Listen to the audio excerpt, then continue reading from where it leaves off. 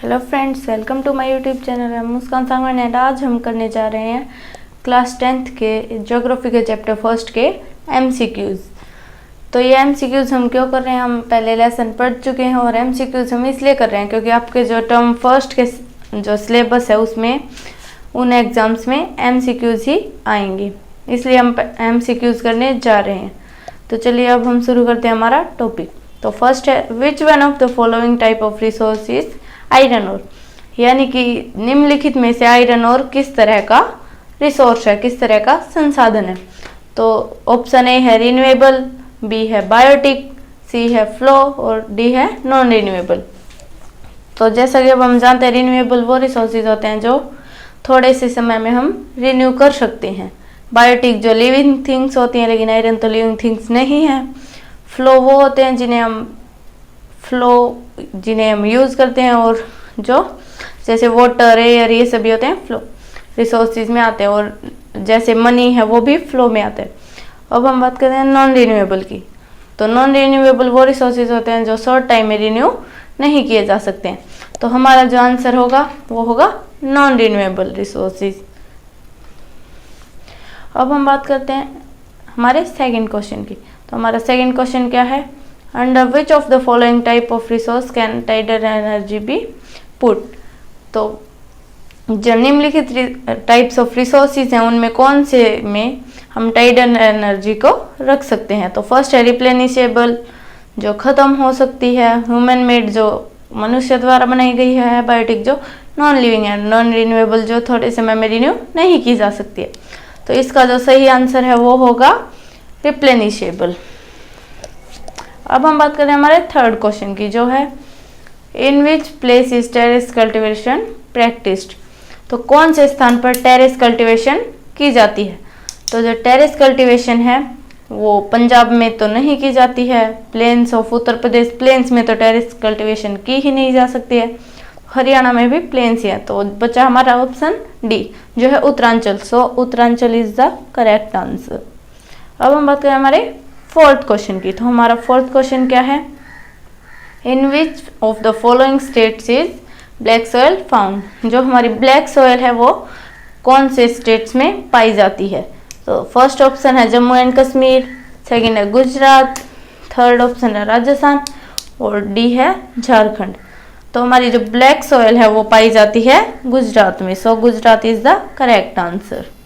अब हम पढ़ते हैं हमारा फिफ्थ क्वेश्चन। तो फिफ्थ क्वेश्चन क्या है, what percentage of our land should be under forest according to the national forest policy 1952।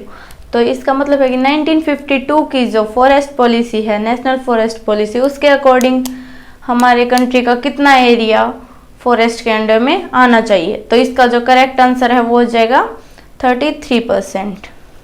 अब हम बात करें हमारे सिक्स्थ क्वेश्चन की, जो है India's territorial water extends up to a distance of.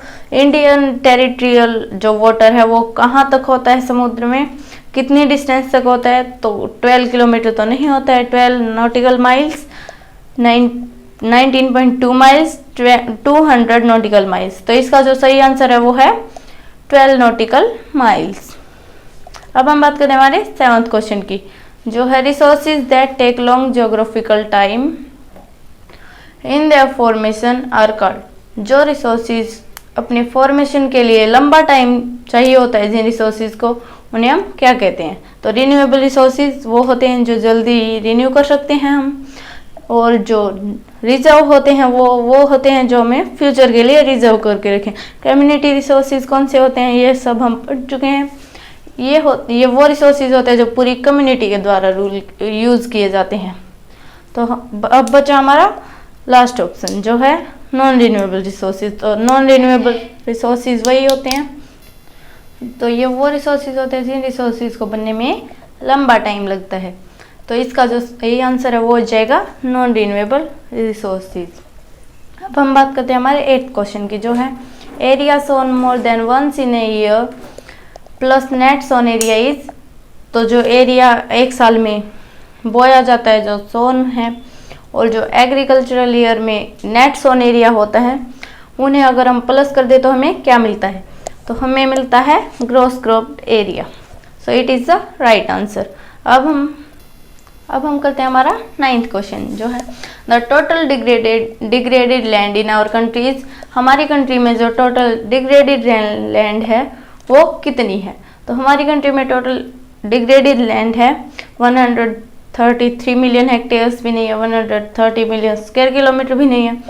हमारी जो डी ऑप्शन है 130 million hectares, that is the correct answer.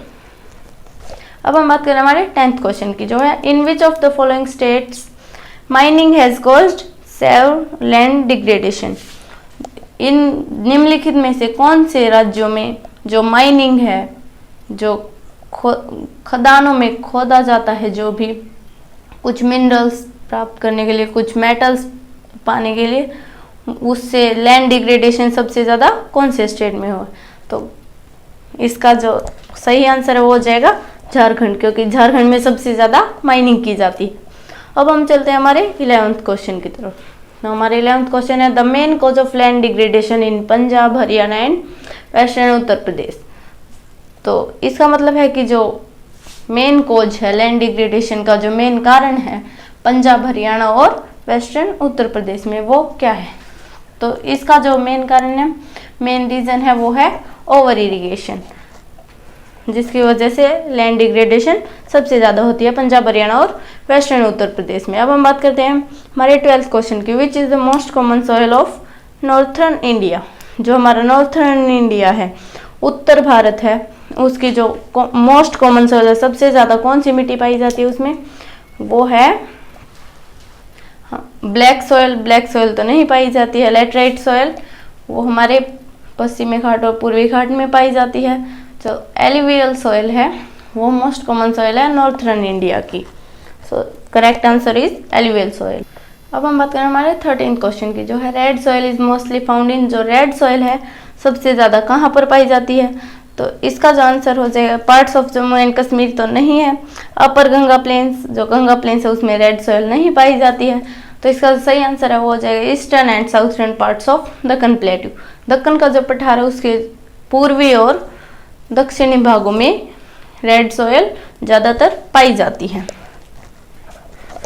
अब हम बात करें हमारे क्वेश्चन नंबर 14 की जो है red soil is reddish in colour due to.